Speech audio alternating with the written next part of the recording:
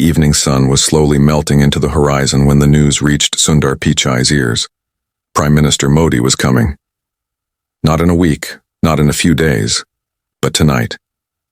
The announcement had come so suddenly that even the most disciplined assistants in Sundar's world felt a chill run through their bones. It was not unusual for world leaders to visit Silicon Valley, but this time felt different.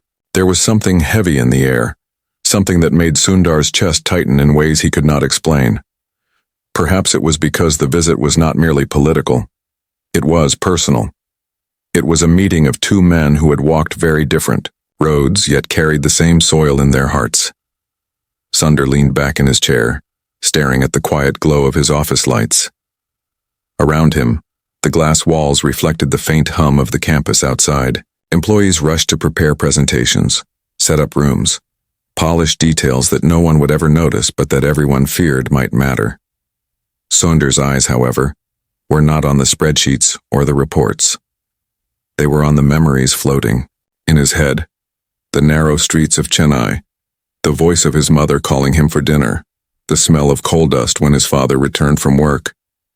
It was strange how the past always came back in moments like these, when the weight of the future pressed too hard. And now, with Prime Minister Modi on his way, Sundar could not help but ask himself one question. What would the boy from Chennai say to the leader of India? But as he asked that question, another thought crept in. This was not just about respect or formality. People expected something from him tonight. The media, the investors, the employees, even his own family back in India, who would surely watch the coverage with pride and nervousness. And yet Sundar knew the real test was deeper. The test was not in what he said publicly, but in what he would choose to do privately, in those quiet moments when no cameras were watching. That was where character lived. That was where his true story would be written. The preparations grew louder. Security swept the campus and sleek black cars were lined up at the entrance. Yet in the middle of the noise, Sundar felt alone. He walked out to the balcony, where the California wind carried a chill that reminded him of nights studying by candlelight. He thought of resilience, of humility, of the countless times life had told him no before, whispering a yes. He whispered, to himself, almost like a prayer, that he would not let pride or fear guide him tonight. He would let kindness lead. Still, a seed of suspense stayed buried in his heart, because deep down, he sensed that something unexpected was about to unfold. As the motorcade approached, the crowd gathered. Employees filled every corner. Curious faces pressed against windows. Phones in hand, though security had warned them not to record. Sundar walked forward, his hands steady though his pulse raced. When the doors opened and Prime Minister Modi stepped out, the air seemed to freeze. For a moment there was silence, the kind of silence that pulls everyone into the same breath, the same heartbeat. Sundar smiled and Modi returned the smile. But behind those gestures, something unspoken passed between them. A recognition, a connection, and perhaps even a challenge.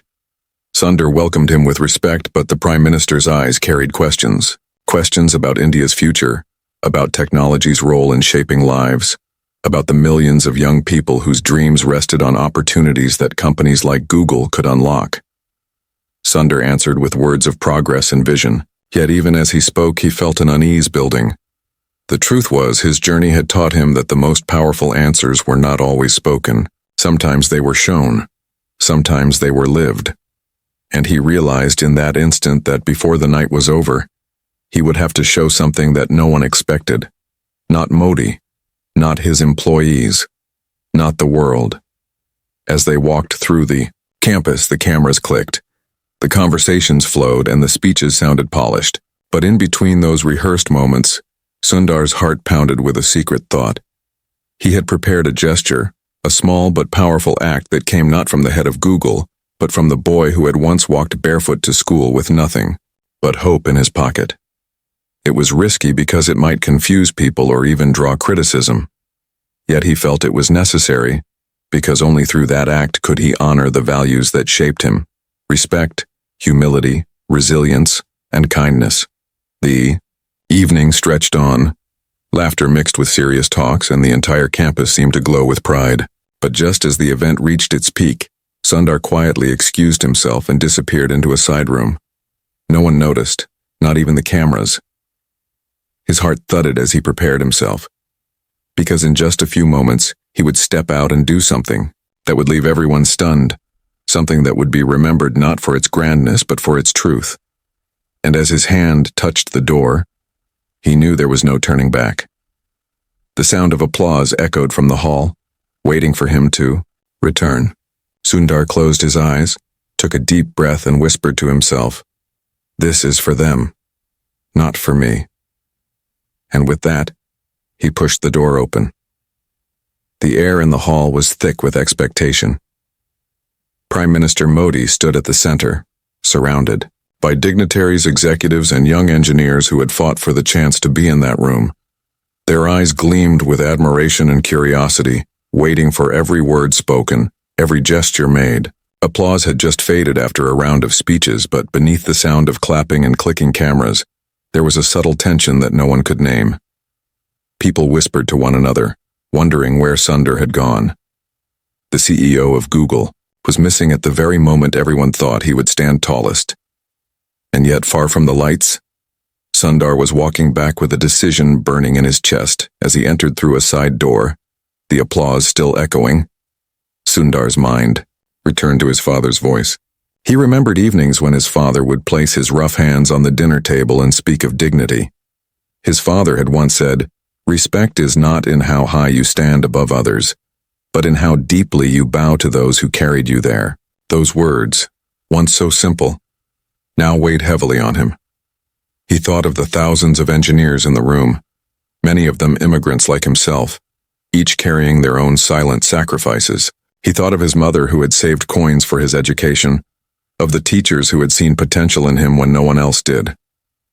And he thought of India, a land with endless resilience, where children dreamed under streetlights because their homes had no electricity. It was all of them he carried in that moment, and it was all of them who guided what he was about to do. He returned to the stage, and the crowd's relief was almost audible. There he was, smiling calmly, as if nothing had happened. Prime Minister Modi glanced at him with curiosity, perhaps even suspicion, as if sensing that Sundar had more on his mind than the smooth surface of corporate hospitality. Sundar took the microphone, thanked everyone for their patience, and began to speak. His words were gentle, almost too simple for a room so grand, but they carried a weight that silenced the whispers. He spoke not of profits or market growth, but of his mother's kitchen in Chennai, where the smell of rice and lentils meant safety and love. He spoke of resilience, of the nights he studied by candlelight when the power failed. He spoke of kindness, the small gestures that carried him through moments when he thought he would fail. The audience leaned forward, drawn not by grandeur but by truth. But then, just as the crowd relaxed, Sundar did something no one expected. He set down the microphone, walked past the Prime Minister, and stepped down from the stage. The room gasped, in confusion. Security shifted uneasily, unsure if this was part of the plan. Sundar kept walking until he reached the very back of the hall, where a group of interns and junior employees stood pressed against the wall, barely visible to the cameras. They were the last ones in, the ones who thought their presence didn't matter, the ones who felt invisible in a world of powerful men. Sundar stopped in front of them, bowed his head slightly, and said, "Thank you for being here. You matter more than you know." He shook their hands one by one, looking into their eyes as if each of them was the guest of honor. The silence in the hall deepened. This was not protocol. This was not rehearsed. And yet, as Sundar turned back toward the stage, he saw something, in Modi's eyes, a flicker of recognition, perhaps even respect. For a brief moment, the leader of India was not watching a CEO, but a man who remembered where he came from. The audience erupted in applause, not because they understood everything, but because they felt something shift inside them. It was raw, unpolished, and real. Sundar climbed back onto the stage, his heart pounding, and the cameras finally caught up with what had just happened. But not everyone smiled. In the far corner of the room, Sundar noticed a group of executives whispering.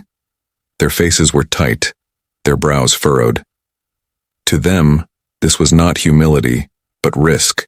They feared the headlines, the interpretations, the way investors might question such unscripted behavior.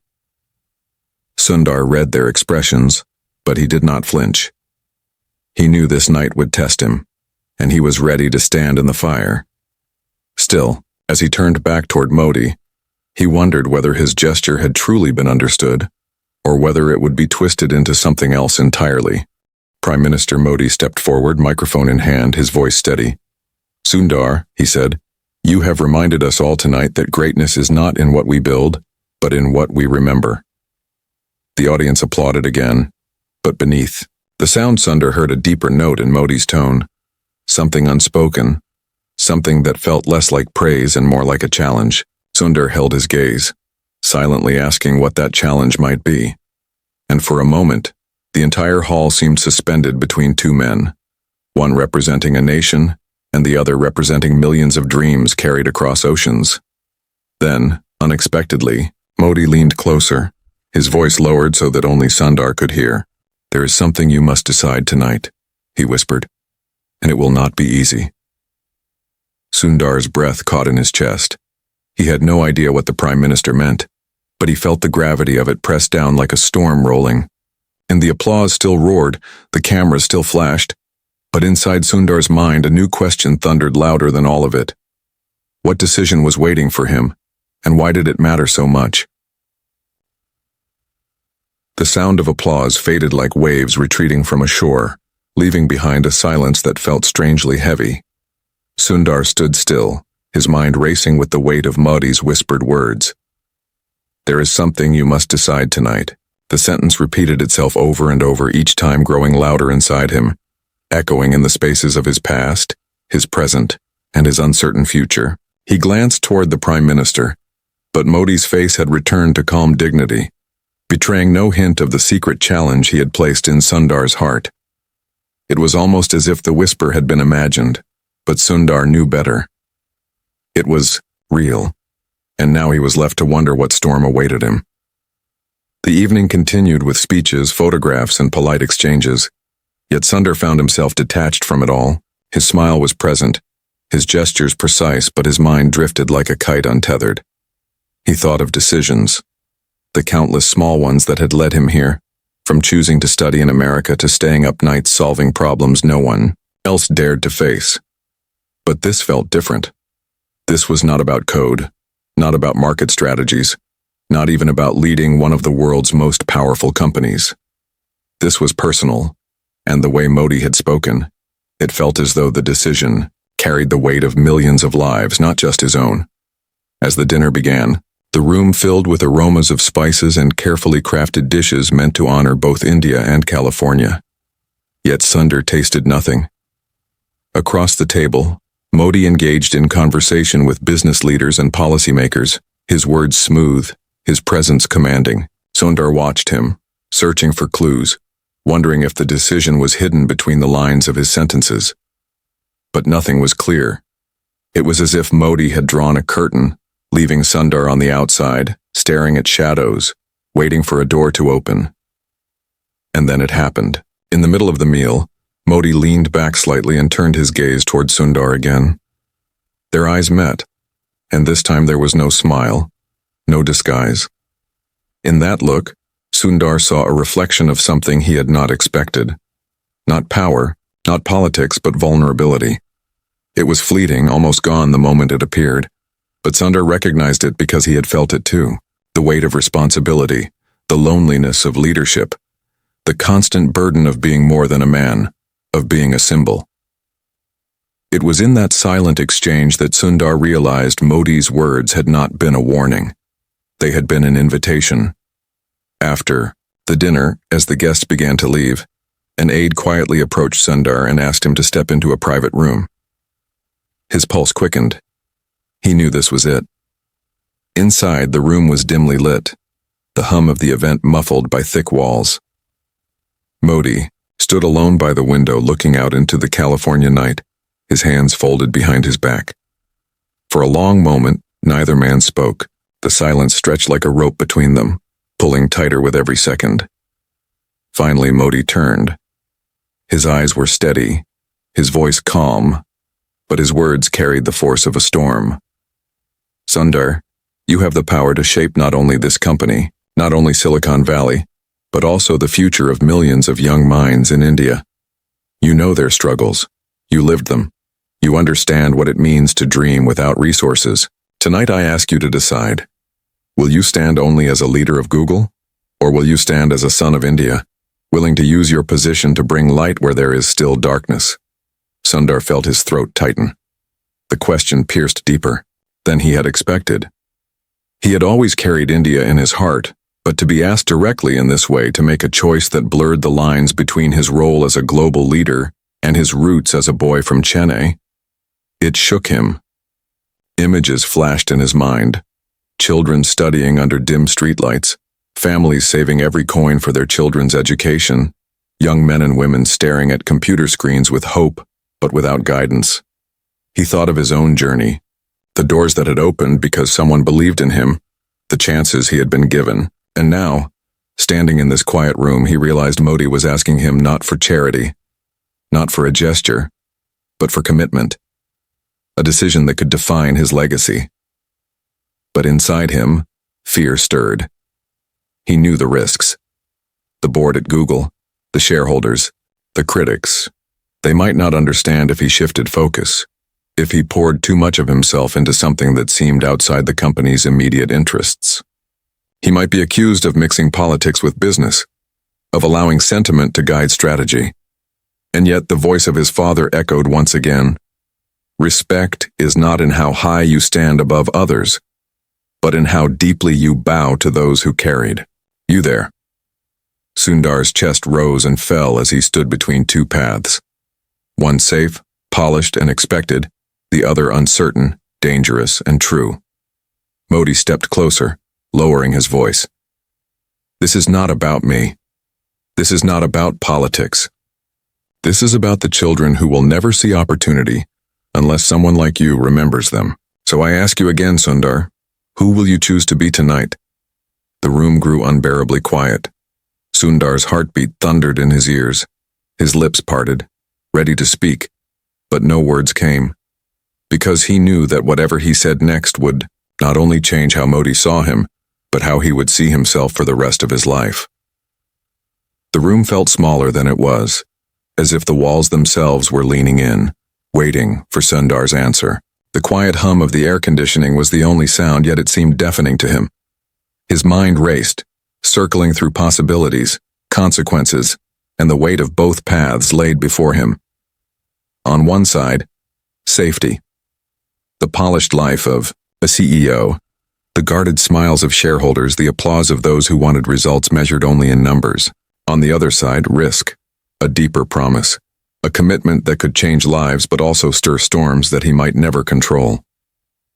Sundar stood at that crossroads, and for a moment, he felt like the boy he once was, standing barefoot outside, his small house in Chennai staring at a future that seemed unreachable. Modi's eyes remained steady, calm yet urgent. They did not demand, but they did not allow escape either. Sundar realized this was not a political test, nor was it a demand for loyalty. It was a mirror.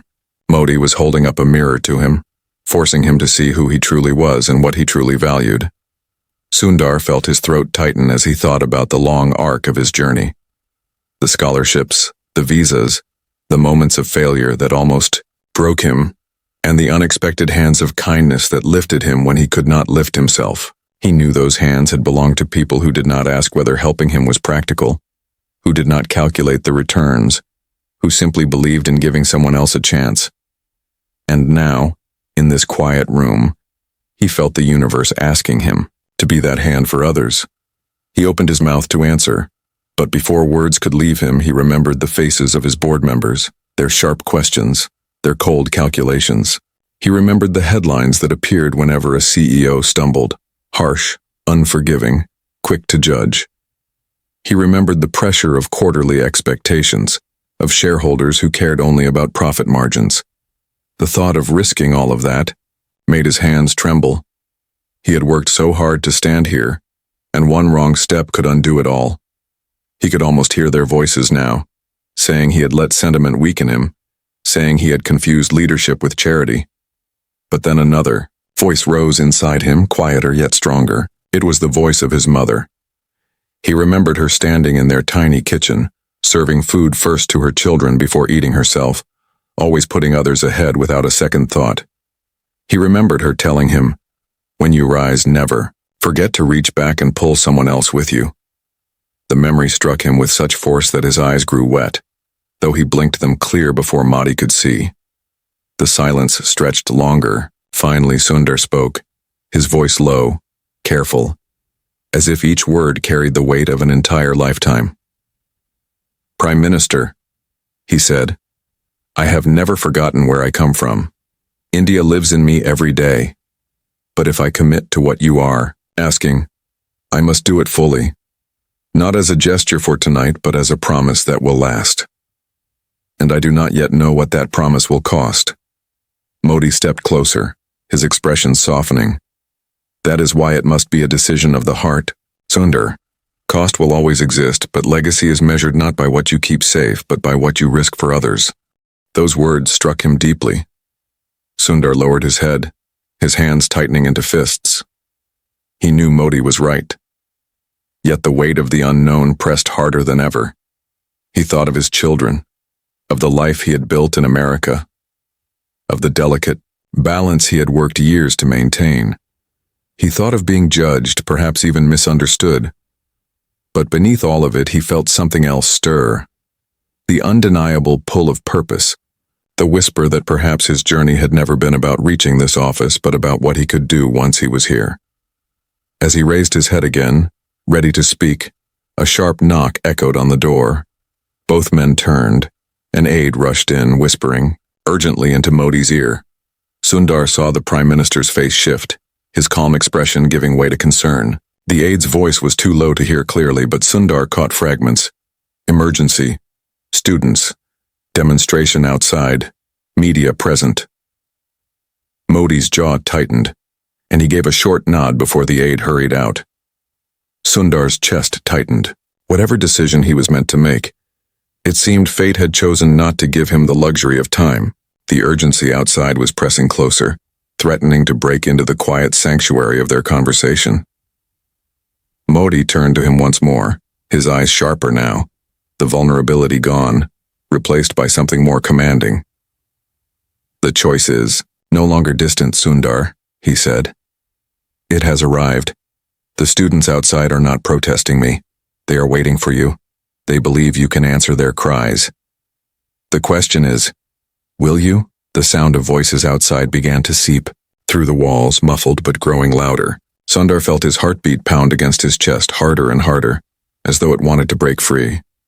He realized that the decision was no longer private. It would not stay in this room. It was waiting for him just beyond the door, carried in the voices of young people who had come seeking hope. And in that moment, Sundar understood something terrifying. Whatever he chose next, there would be no hiding. The muffled voices outside grew clearer with every passing second, rising. Like a tide that could no longer be held back by the walls, Sundar strained his ears and caught the rhythm of chants, the rawness of youthful voices carrying not anger but desperation. He heard words spilling through the air: education, opportunity, fairness, future. The sound pierced him deeper than any question Modi had asked, because he recognized those cries. He had once carried them in his own chest, whispering them silently in small classrooms, praying someone, somewhere, would hear. And now those same cries were directed at him, not as the CEO of Google alone, but as a man whose story mirrored theirs. Modi watched him carefully, his face unreadable. "They came here tonight," the Prime Minister said quietly, "because they believe you understand them better than I do. They see themselves in you, Sundar. They do not want promises. They want to know if the boy who once studied under a dim streetlight still remembers them." Those words hit like a hammer against the fragile walls Sundar had built inside himself. He closed his eyes for a moment, and memories rushed in uninvited. He saw his younger self, clutching secondhand books, fighting fatigue late into the night. While mosquitoes buzzed under the heat of a Chennai summer, He remembered the ache of wanting to reach higher but not knowing if the ladder even existed. And he remembered the moment he realized that every small chance he was given, a scholarship, a mentor, an open door, had been a lifeline that carried him step by step to this very place. He opened his eyes again and the sound of the students grew louder. He could almost see their faces through the walls, young, determined, uncertain, and full of fragile hope. Sundar's chest tightened, with both fear and responsibility. Stepping out to them would mean more than shaking hands or offering comforting words. It would mean crossing a line that could not be uncrossed. A line that separated the safe life of a corporate leader from the dangerous path of someone who dared to carry a people's dreams. Modi's gaze was unwavering. The question you face is not about what is convenient, Sundar. It is about what is true. The safe path will keep you respected. The harder path will make you remembered. Which one will you choose? Sundar turned toward the door, his palms damp, his heartbeat loud enough to drown out every rational calculation his mind tried to make. He thought of the executives who would frown, the analysts who would write sharp words, the investors who would call his vision reckless. But then he thought of something else. His mother's tired hands, his father's quiet pride, the teacher who once told him he was capable of more than he believed. He thought of every child in India who stared into the night sky wondering if their dream was too far away. And in that moment, he felt the decision make itself. He took a step toward the door. Then another. Modi did not stop him. Instead, the Prime Minister gave the faintest nod, as if acknowledging that the choice had been made long before tonight. Sundar placed his hand on the cold metal handle, and as he pushed it open, the voices from outside crashed into the room like a wave. The courtyard was filled with young people, students, interns, dreamers who had somehow found their way here tonight. Their faces were lit not by cameras but by the glow of phone flashlights, a sea of tiny lights shining upward like stars pulled down to earth. When they saw Sundar, the chants stopped all at once. The silence that followed was even heavier, charged with the weight of expectation. Sundar walked forward slowly, his eyes sweeping across the crowd. He saw determination, but he also saw fear. Many of them were afraid their voices would be ignored, afraid that nothing would change, afraid that even here, even tonight, they would remain invisible. Sundar felt that fear like a blade cutting into him. He stopped at the center of the courtyard, his breath visible in the cool night air, and for a long moment he said nothing. He let the silence stretch until it bound everyone together, until even the Prime Minister watching from the doorway seemed caught in its gravity. Finally, Sundar spoke. His voice was quiet, almost a whisper, but the silence carried it to every corner. "I was once where you are," he said. "I know what it feels like to dream and wonder if anyone will ever hear you. I know the loneliness of believing you are too small to matter. But I also know this. Every step I took, every door that opened happened because someone chose to believe in me. And now I stand here because it is my turn to believe in you." A murmur rippled through the crowd, some faces softening, others hardening as if bracing for disappointment. Sundar's throat ached with emotion, but he pressed forward. "I cannot promise you that everything will change overnight. But I promise you this: I will not forget you, and I will not stay silent. From tonight forward, your voices will be part of my decisions. I will carry them into the rooms where they are not heard." Applause erupted, raw and unplanned, breaking through the night air. Some students cried, others raised their lights higher. For a moment, the courtyard felt transformed, as if the walls of power had opened just enough for their voices to matter. Sundar felt his own eyes blur, but he quickly wiped them, knowing this was only the beginning. Yet as the crowd roared, a shadow fell over his thoughts. In the distance, he saw the stern faces of certain executives watching from the building's edge, their expressions unreadable but their disapproval unmistakable. He knew calls would be made tonight, perhaps even warnings. He knew this gesture, however true, would not be without cost.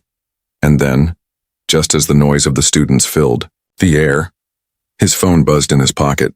He pulled it out and froze when he saw the message. It was short, cold, and chilling. "You've made a mistake. The board will not forgive this." The phone screen glowed in Sundar's hand like a warning light in the dark. "You've made a mistake. The board will not forgive this."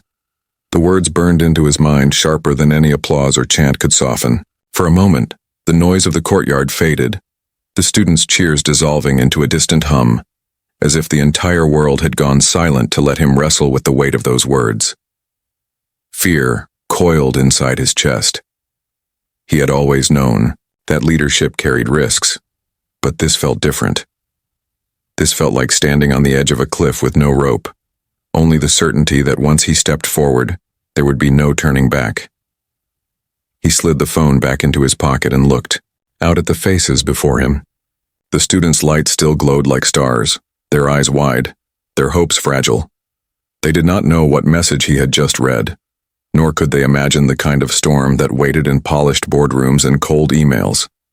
To them, he was not a man caught in conflict, but a symbol, proof that someone who had once been like them had not forgotten them. Sundar realized then that symbols cannot retreat. Symbols cannot choose silence. To walk away now would not only betray the students, but would betray his own story, the journey that had carried him here. Modi watched from the doorway, his face calm yet unreadable. Sundar wondered if the Prime Minister had anticipated this, the board's anger, the sharp cost of choosing the harder path. Perhaps that was the true nature of the challenge. It was not just about deciding to stand with the students. It was about whether he had the strength to bear the consequences that would come after.